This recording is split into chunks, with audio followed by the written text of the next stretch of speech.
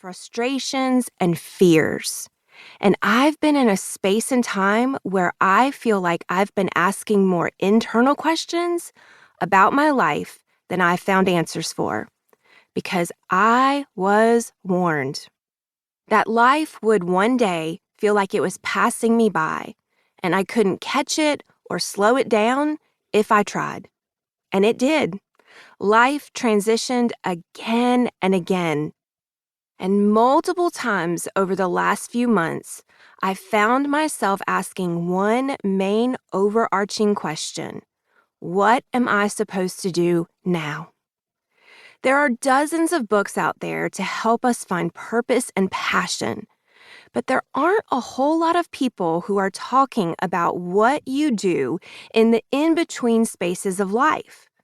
It's the space of when you aren't where you were, but you're not where you're going yet either.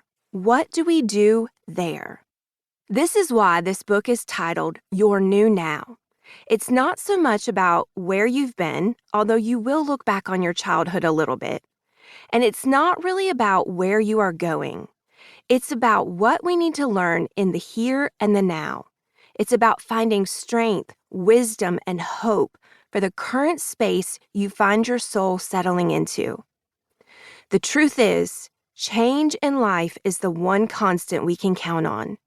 And yes, there are things that can change in an instant.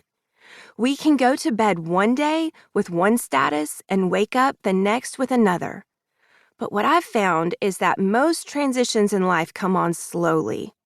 Researcher and author Bruce Feiler tells us we will go through a significant change every 12 to 18 months. He also says we will go through 3 to 5 major changes in our lifetime that can take 4 to 5 years to fully transition through. Think about all the transitions our bodies and souls go through in a lifetime. None of them are fast. And I'm so thankful 19-year-old Nicki's soul isn't the same as 42-year-old's Nicki's soul.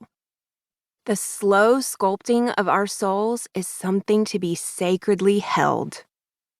I've learned some really hard lessons about transitions in life.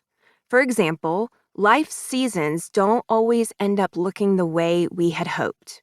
But each time we allow ourselves to grow in the in-between spaces of life, we become wiser, stronger, and then eventually we are ready to head into that next season of our life. I found someone in the Bible who has a lot to teach us about the in-between spaces of life. His name, Moses. In this book, I've lined up Moses' life next to what I'm calling the 4 seasons of transition. We're using the word season because, as we just learned, change often takes time. Seldom do we change overnight or learn a lesson in a week. And seasons do eventually end. You will make it through all the changes life brings you. Moses managed some of his transition seasons really well, but some he didn't. But ultimately, Moses was a man who finished well. And that's the greatest lesson transitions can teach us: how to finish well. Fair warning, you may also find yourself in multiple seasons of transition at the same time. We'll talk more about that later in the first section of the book. But before we move on, I'd like to cover some details. First, I highly recommend listening to this book with at least one other person. You will want to process some of what you learn and come to understand about yourself with someone else. You can even join an online community to discuss what you learn.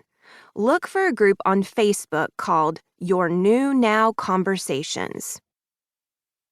Second, if you enjoy studying the Bible, I'm so thrilled to tell you there's a free Bible study right here in this book. Between each section, you'll find a mini Bible study that goes with the chapters you just listened to.